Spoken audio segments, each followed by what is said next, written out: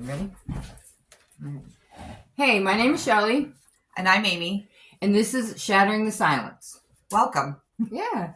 So what we're doing is God really laid it on our hearts. And this is Ruger. Let's introduce these because you might see these guys in some of our podcasts. So this is Ruger. This is Ruger. And then over here is... This is Shadrach. This is Shadrach. Can I grab him? Come here.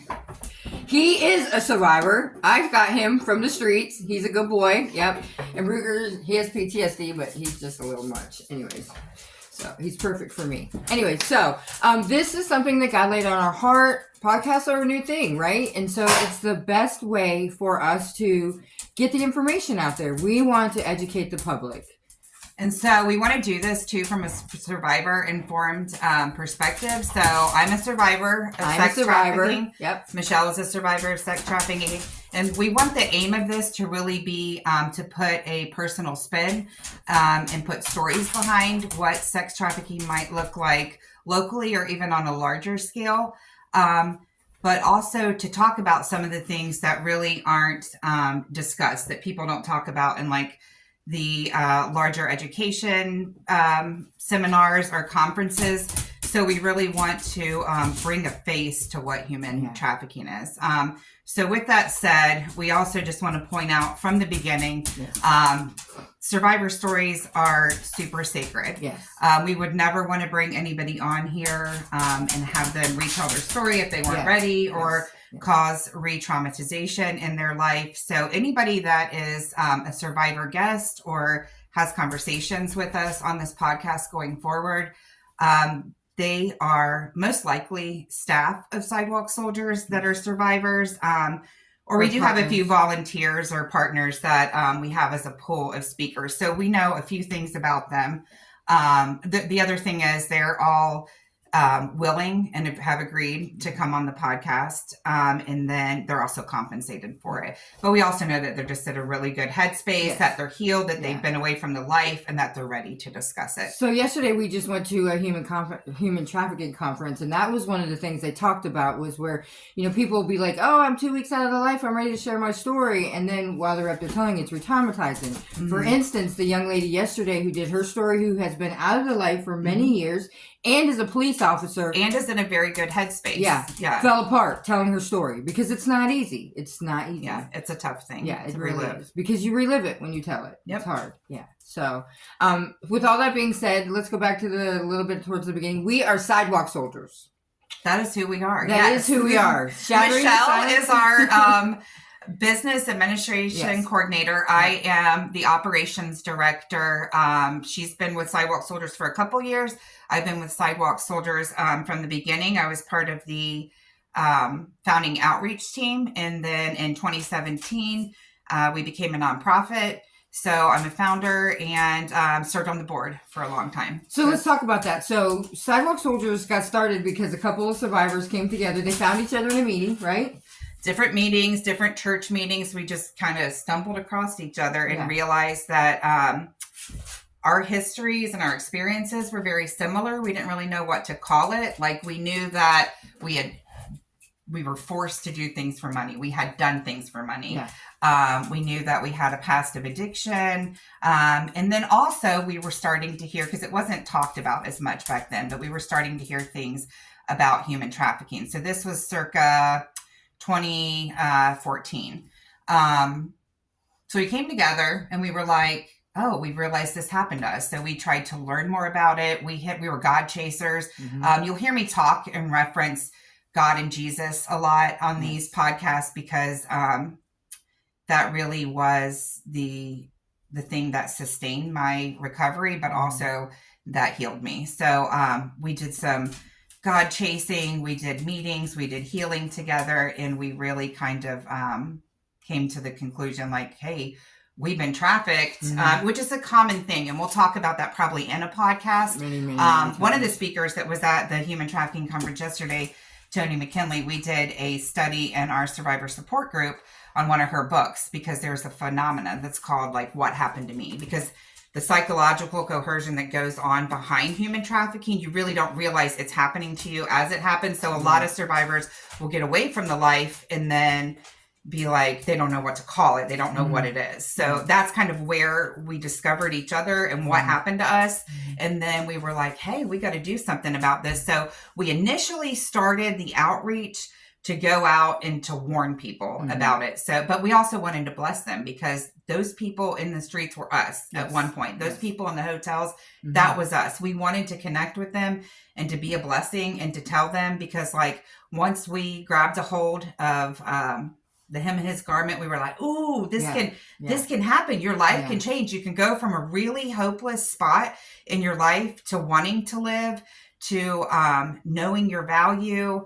And so we wanted that for everybody. So we kind of went out there like some optimists, not really knowing, not really a plan aside from to give them resources, to share our story, to give hope. So that's what we did. We organized the first outreach, got a bunch of, we really pulled our own money as poor people in early recovery. We hit up the Dollar Tree. We bought a bunch of stuff. We made blessing bags and we hit the streets. And so from the beginning, the encounters were just really amazing. Jen Hurd is one of the founding outreach team members. And really quick, I just want to say, so we are having, it was supposed to be tomorrow, but the weather's stupid, but messing us up. So it's scheduled for the following weekend, but we are rededicating our center to Jen. Okay. This is going to be aired, I think, tomorrow before the rededication, but I'm just going to go ahead and do it. We are renaming the center Jen's Haven because we want to honor her and her vision and what she did for the ladies on the street. Because she was amazing. Because for every encounter, I mean, she just loved people, open arms, big hug, no strings attached. And she had a rapport that we really modeled. I would like to do an entire podcast about this too sometime. Yes, but absolutely. That we really modeled our outreach around. But that first outreach gave all four of us. It was April Milligan, Mariah Shields, myself, and Jennifer Hurd. Like a total motivation, because we knew at that point that's what we were supposed to be doing. We felt it all Holy Spirit driven, God driven, all over us. And the funny thing is, at that time, it was around Christmas time or before Christmas. It was November, but we had a box of old Christmas cards that I found that I think my mother had given me. They were probably from like 1970, but we wrote a scripture and we wrote Danny Goki verse. Because our thing was Rise. That was our outreach anthem. So we wrote a verse from that, and then we each wrote our own individual cell phone numbers in this card. We didn't have business cards. That was it. We put it in there. From that outreach, there was a time lapse. It was about 9 months. But the first encounter we had was two young ladies. The one young lady is still sober. So we had the opportunity to see her 9 months later, run into her at an event, and she said, "You guys are the Tide people." And I was like, the Tide people, we had put a little thing of Tide in there. And the way it touched her, and she remembered us, is we met a tangible need. She had clothing, no money to do it. She had gotten beat up really bad the day before. The person that beat her up, I had actually known through my trafficker when I was in the streets. So we prayed for her. And she did end up getting it out. It's not something that we did, but she did end up getting out, and she remembered us as a blessing to her because she was able to wash her clothes the next day. And that's really what we're doing out there when we do those street outreaches, right? We're just trying to give them a little tiny ray of hope and plant seeds. And and then they call back. But we had somebody call us from that outreach, and we were like, so we wrote our numbers, so we must have had the faith that it could happen, but we really didn't expect it to. And that is what really motivated us. So we were like, oh, let's do this. So we did it through the holiday season. And then toward the end, we were like, okay, well, we can't, even $20 to us was a lot. So even putting together $20 to get these items, we handed it to God. Like, if it's God's will, it's going to be God's bill. So we were like, God, if you want this to continue, give us the means the $20 to go out. And a couple days later, a church called. It was the pastor, my youth pastor. He has his own church now. But when I was a child, he said, hey, I hear you guys are going out doing some outreach. Our church would like to sponsor you. Then the Salvation Army, Jewel DeFreitas, if you're watching this, it's just making me tear up right now. But she pulled in the Salvation Army Middletown, the Safe House at Damon Park, and they collected enough for us to probably do about 4 months worth of outreaches. And then by then, the word was getting out. And so we were first known as the purse ministry. Mhm. But we didn't like it. Like, we So need talk a about that. name. Why We need is a it the purse name. ministry? Why do you do that? Why they call it Because that? we would put all the stuff that we got. So we would get stuff like tissues, hand sanitizer, like things that might be a blessed, nail files, Mhm. things that the women out here don't have, hair ties, toothbrush, toothpaste, things that they can keep up on their hygiene with, condoms, because that's a reality. Yes, And yes. one other reality out here is HIV and Hep C. And when you're being trafficked or you're participating in survival sex, there are going to be men that proposition you like, do you want this or not?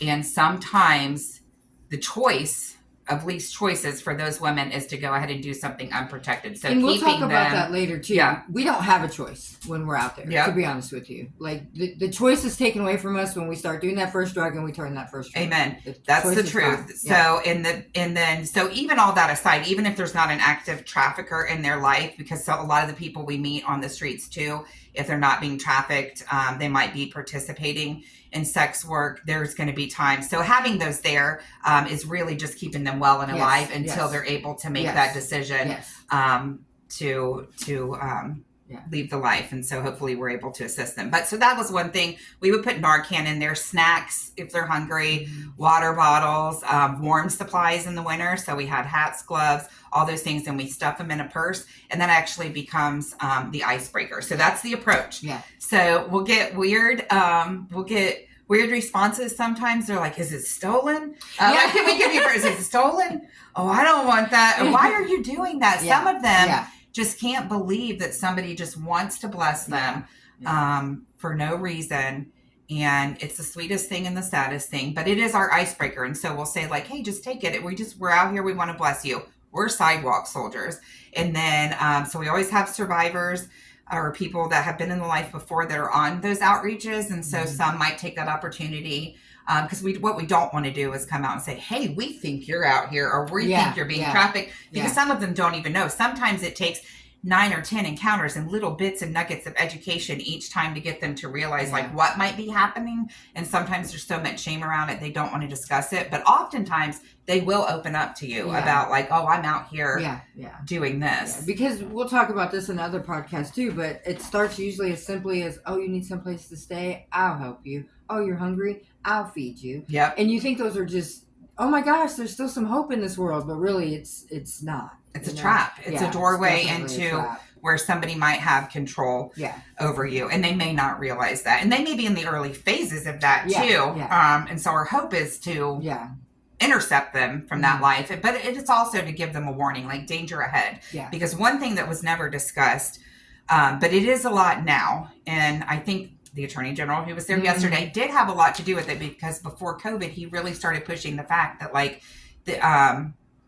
that human trafficking doesn't look like chains and shackles now. What it looks like is the chemical chains of addiction, psychological chains of fear, like different type. The chains look different now. Right. But what wasn't talked about was substance use disorder in the mix. Because there was a stigma around it, still is a little bit. We've came a really long way, but there was a stigma around substance use disorder that those people weren't quite the same victims as maybe a child or an immigrant that's here from another place. Those people might have deserved it. Like there was just this ugliness around it. Because again, they don't understand that we don't have a choice. After we put that first drug in us, there's no choice. After that, the survival mode kicks in, and our body thinks we need drugs to live, and you have drugs, so I don't have a choice. And we become a slave to that drug, and then people will exploit that and take advantage of that. Yeah. So we really wanted to get out there and really bring awareness to that, and also let them know like danger ahead. Yes. Like if you're out here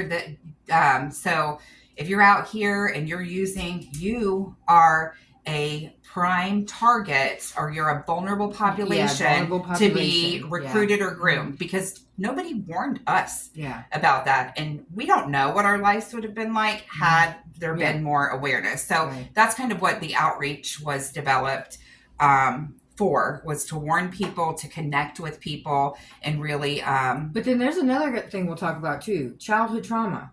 Some of us probably still would have ended up in that same spot because from things that happened to us at a very young age. So again, that's more stuff we'll talk about later on. Like there is so much that just plays in how these women, we because they're not these women, they're us, get stuck in this lifestyle.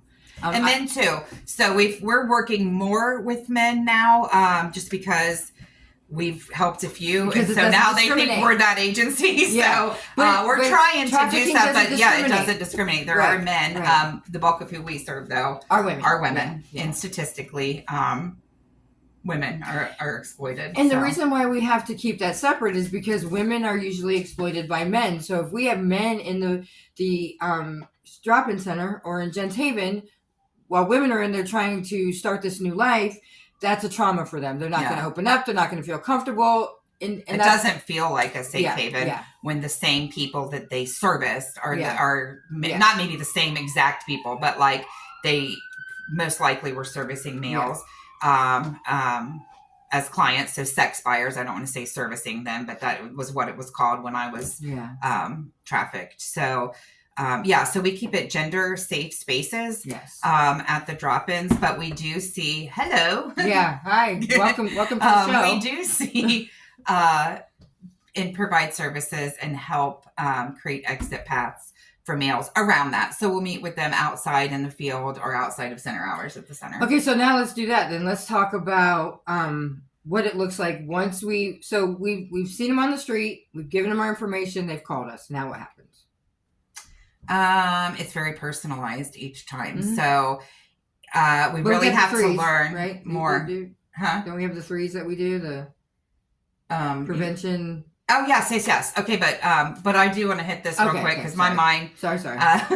My mind took that question another way. So I'm talking about exit paths, but I'll just hit this real quick and we'll move on. The exit paths look so different for everybody. Because some people will have barriers that others don't. Yeah. You know, there's things. So you have to look at each case uniquely.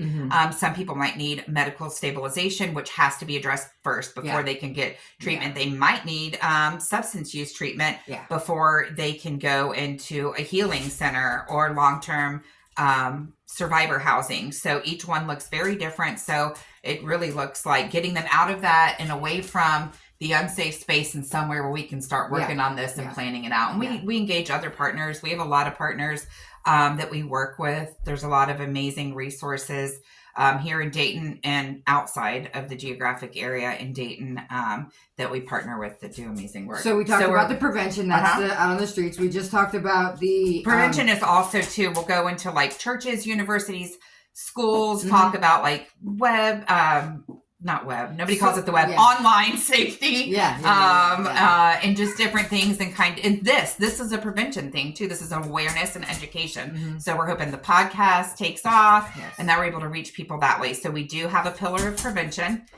I guess I should have started with intervention. Intervention is the first one. That's what we do when we're intervention on the street. Is like the heart. That's where we came from. That's our roots. So that looks like the frontline work. So like street outreach, hotel outreach, also referrals. People contact us through the website things, but also kind of like what I call in-reach, and that's the drop-in center.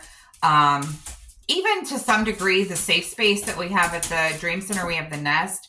So if they happen to come to the Dream Center for services, they'll refer them up to us there, and they can meet there. So that's kind of what the intervention piece looks like. We're engaging with them, and if they're ready, we're going to help them out of a crisis situation. If they're not, we're going to meet needs and love them right where they're at until we can figure out something. Another thing to say is most of us have credentials that deal directly, all of us that deal direct, like do direct care, have some sort of credential too. So there comes a level of reporting requirements with mandated reporters, especially when it comes to minors. So we'll navigate how to do that in the least harmful way that's not going to hurt the person more than anything. What we don't do is send the police to every door because as trafficking survivors, we know what kind of repercussions and kickback that has if you're not removed from that situation or if that trafficker is not arrested, because you could end up literally in another state, dead, beaten. I would get, if they thought for a second that I was communicating with police, my trafficker really laid into me. And then it was torturous, psychological, withholding food, withholding drugs. That's a whole nother podcast in itself too. But and then so that's intervention. So then we've done the exit plan, and now we offer what services? Ongoing support.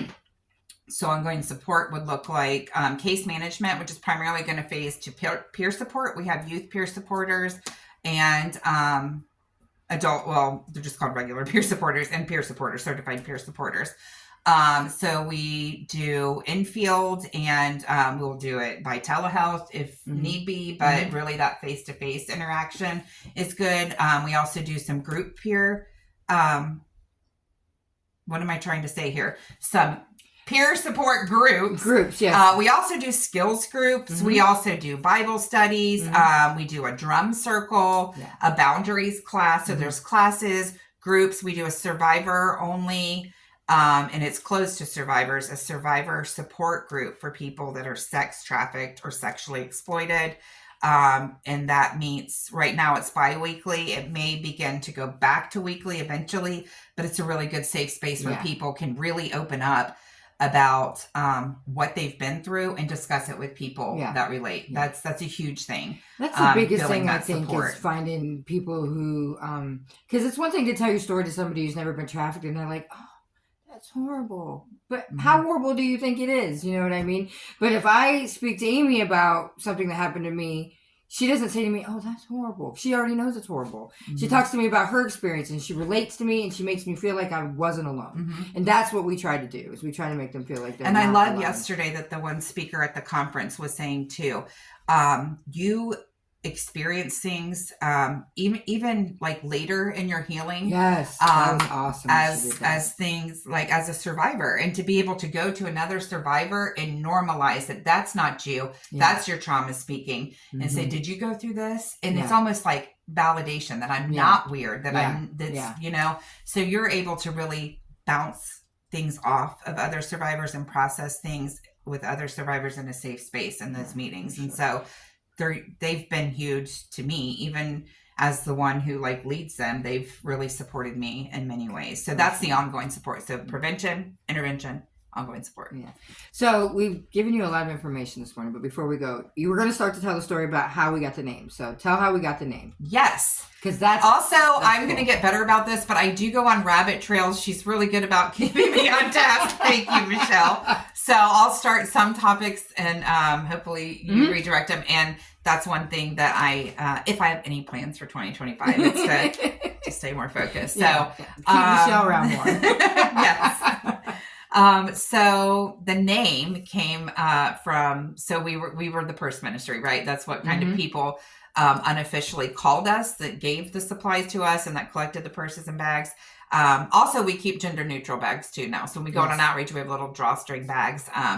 But for the most part, it's purses. But so like, we don't want to be the purse ministry. We want to name this because we knew at that point in that time that God was doing something. It was going to become something bigger. Like, we need a name. And so Jen, in all her greatness, sits back and she was like, we were like, what can we name this? And this is developing like in-person conversation. And then it even carried over to text. She was like, we're soldiers. I'm like, we can't just be the soldiers. And then she got so excited one day. She was like, sidewalk soldiers. We're sidewalk soldiers because literally to the roots of how we started, and still what is the essence of what we do is boots on the ground, frontline work. And we were literally out there on the sidewalks, whether it was the sidewalks of the hotel, sidewalks of the tracks, where a lot of sex work and sex trafficking happens. We were on the sidewalks being soldiers for the kingdom of God. And she was like, we're soldiers. We're soldiers for the kingdom. We're out here telling people the lies that the enemy spoke over their life. We're out here making frontline attacks on the gates of hell, was her exact words, because I was like, that is powerful. Yeah. And that's what we're doing. Yeah. And we were very driven and very ready to fight, and still are, to fight as soldiers in the kingdom of God, to let these individuals who come from like a really broken, desperate place know that, hey, people are here. People are willing to fight for you. There's resources. And so that's sidewalk soldiers. And it confuses people because it's nothing like polished and pretty. It doesn't say anything that indicates trafficking. So people will always ask, where did you get sidewalk soldiers? And over the years, we've had different supporters, donors, board members that have said, maybe we need to do a rebranding and a name change. But we never will. We're always going to honor our roots. And especially now that Jen has went on to be with the Lord, like we're going to continue to honor that name. So that's what we are. We're sidewalk soldiers. There's nothing cooler than sidewalk soldiers. And so, do you remember the first outreach I went on? We're standing on the street corner, we're praying, and all of a sudden you hear this voice from this porch way across the street scream, "Sidewalk soldiers in the house!" Yeah, we were encountering another person, but this is a person that we had assisted in the past. From the front porch of the bando. That is now burned down, but it's so cool. It's so cool. Like, I was like, this is some cool stuff. So, yeah, you can't get any better than sidewalk soldiers. It's really what we are. We are soldiers for Jesus, and we are a voice for traffickers, and our boots hit the sidewalk. So, yep. Definitely. And so that's what we're staying with. Sidewalk Soldiers, we also operate the Nest at the Dayton Dream Center, the Jen's Haven, which is the drop-in center, and it is located on Xenia Avenue. And Lord willing, more to come in the future. Yes, for sure. So before we end, really quick, if you want to support us, we have merch. We have sweatshirts and t-shirts, black and gray. T-shirts are $13. Sweatshirts are $20. So you can reach us on our Facebook page, Sidewalk Soldiers. You can reach us on our Instagram, sidewalk_soldiers. You can hit us up on our website, which is sidewalksoldiers.org. Or you can email us. Yes. So that's info@sidewalksoldiers.net. Yes. So we hope to hear from you. We hope that we make you regular watchers, listeners. We plan to be doing this every week, and we'll put a new one out on Saturday. So thanks for joining us. It was great. This was fun. Yeah, it was fun. All right. Be blessed. Bye, guys.